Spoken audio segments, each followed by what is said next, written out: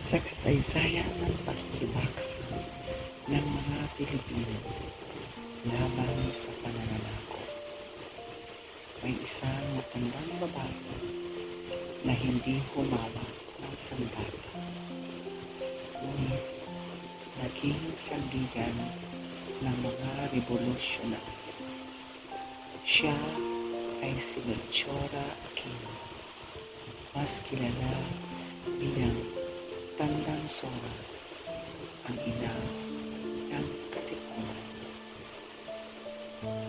Narito ang isang maikling kwento tungkol sa buhay ni Melchora Aquino na aking pinamagatang Tandang Sora, ina ng himagsikan.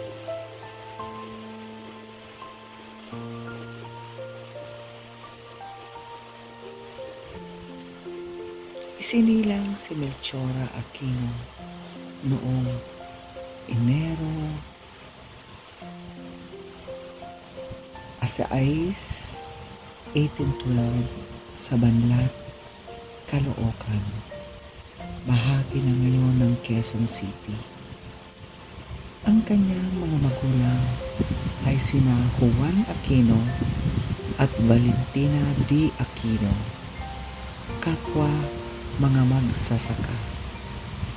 Lumaki siya sa isang payak na pamumuhay sa kanayunan, kung saan maaga niyang natutunan ang sipag, malasakit sa kapwa at pagtitiis.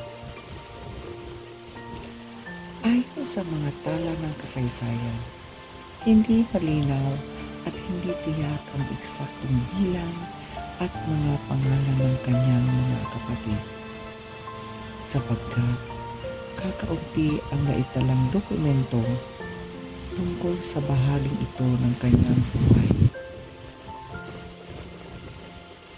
Ang tiyak lamang ay lumaki siya sa isang pamilyang simple ngunit may matibay na pagpapahalaga sa kabutihan at bayanihan.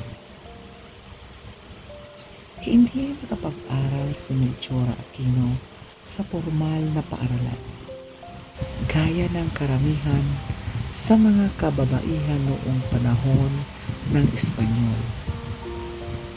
Gayunman, natuto siyang bumasa at sumulat sa pamamagitan ng sariling pagsisikap at pakikisalamuha sa komunidad.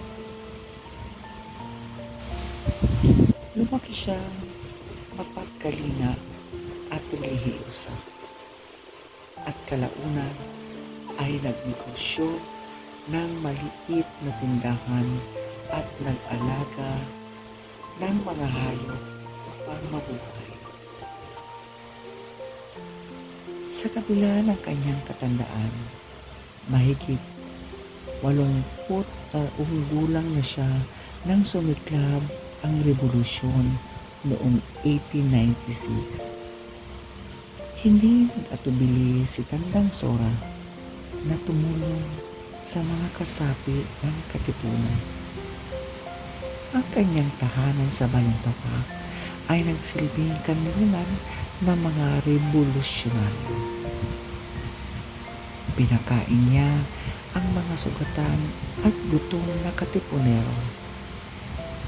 Nag-alaga ng mga may sakit at nagbigay ng payo at lakas ng loob. Dahil dito, tinagurian siyang ina ng Katipunan at ina ng Rebolusyong Pilipino. Nang matuklasan ng mga Espanyol ang kanyang ginagawa, siya ay inaresto at inusisa. Ngunit tumanggi siyang isiwalat ang mga lihim ng Katipunan. Bilang parusa, siya ay ipinatapon sa Guam, kasama ang iba pang pinaghihinalaang rebelde. Matapos ang pagkatalo ng Espanya at sa simula ng pananakop ng mga Amerikano, pinayagan si Tandang Sora na makabalik sa Pilipinas. Tinanggap siya ng mga Pilipino bilang isang buhay na simbolo ng sakripisyo at pagmamahal sa bayan. Hindi man siya lumaban sa digmanan gamit ang armas. Ang kanyang kabayanihan ay makikita sa kanyang walang pag-iimbot na paglilingkod, tapang at paninindigan sa kabila ng panganib.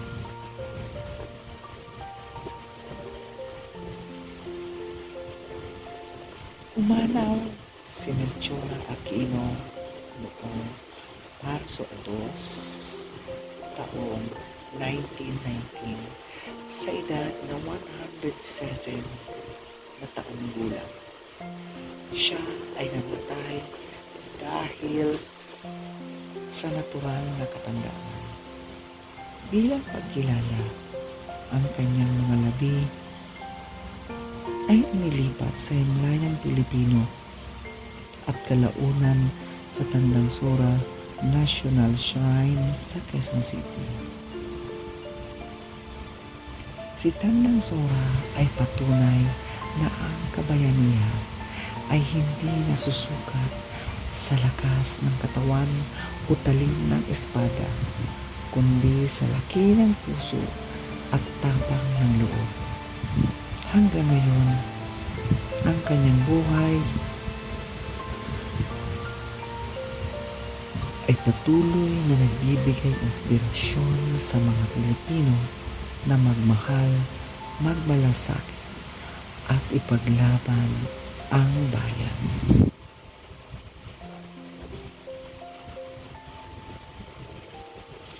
Ito ang kwento ng buhay ni Melchor Aquino o Tandang Sora na tinawag na ina ng himagsikan.